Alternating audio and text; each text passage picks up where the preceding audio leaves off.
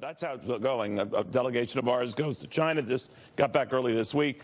Then a delegation from China comes to the United States, to Washington, and gets going and back and forth, back and forth. So I don't know what's happening behind the scenes. Optimism that something will be done. But what if something is not done? The market watcher Scott Martin, who says, no deal, no rally. Scott, is it that basic? It is that dire, and we had a preview of coming attractions, I think, Neil, to that movie, which was December. December for the stock market, when we had other worries about the Federal Reserve, government shutdown, maybe the Mueller report mixed in.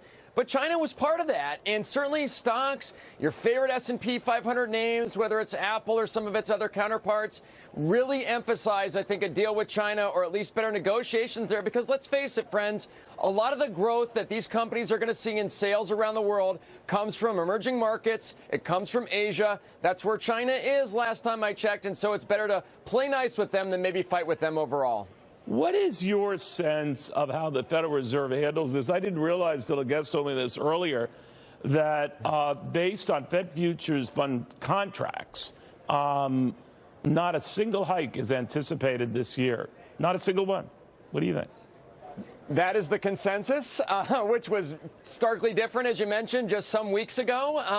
I'll tell you what's interesting, mentioning the Fed and Fed Chairman, our friend Jay Powell, yesterday, Neil, in his talk, he talked about no impact yet so far from the tariffs to the American consumer or the global economy. And I thought I heard it wrong. Actually, thank goodness we have DVR these days. I had to rewind the tape and see if that's really what he said. I couldn't believe it because, you know, that really to me is something a little bit myopic in his view, because there has been impacts. I mean, alone from consumer spending numbers already, maybe feeling the pinch in their lower 401k balances, certainly in comments from companies like Apple, Caterpillar, Deere, and others. So I think this actually pushes the Fed, more to your comment, maybe as this drags on, the Fed to take that much-needed pause that the market's been telling them to do.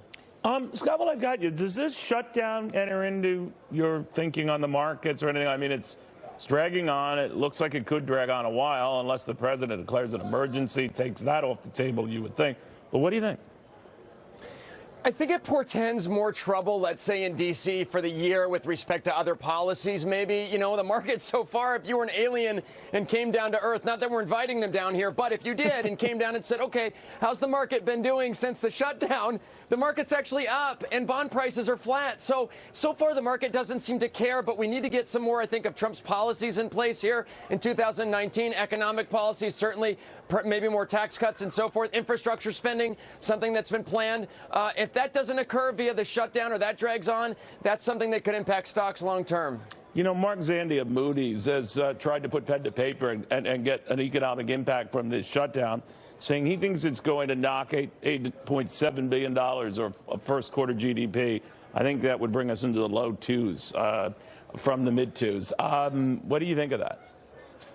Yeah, that's not pretty. I think those numbers are okay. I think they're a little bit robust. I think it's probably a little less of an impact. But here's what the good news is of that. We've seen this in the past. When that does happen to take off maybe a little bit of GDP in one quarter, it usually trickles into the next quarter. So it's not like it's production or wealth lost. It's just production or such postponed. As for the interest rate situation, the rates over which the Federal Reserve has no control, where do you see them going?